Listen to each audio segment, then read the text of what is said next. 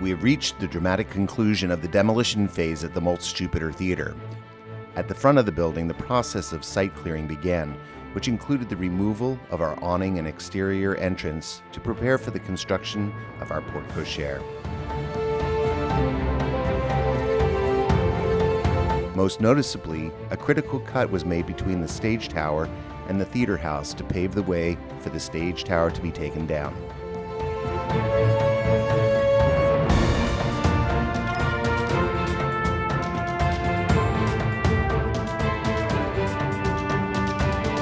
The impressive piece of equipment used for demolition is a Volvo high-reach demolition excavator.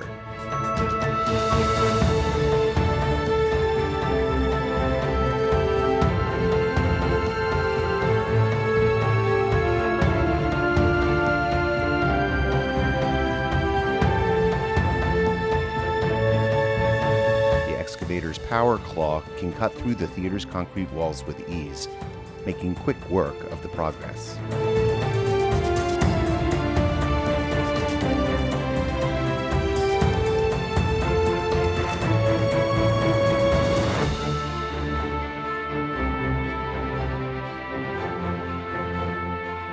The old proscenium was peeled away from the building, along with the remaining steel supports.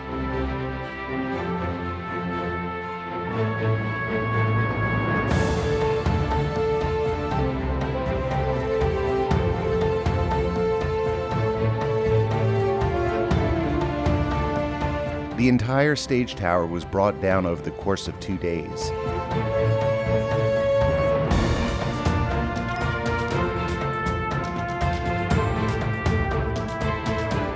The final piece to be removed was the south-facing wall that used to hold our Moltke Theater sign.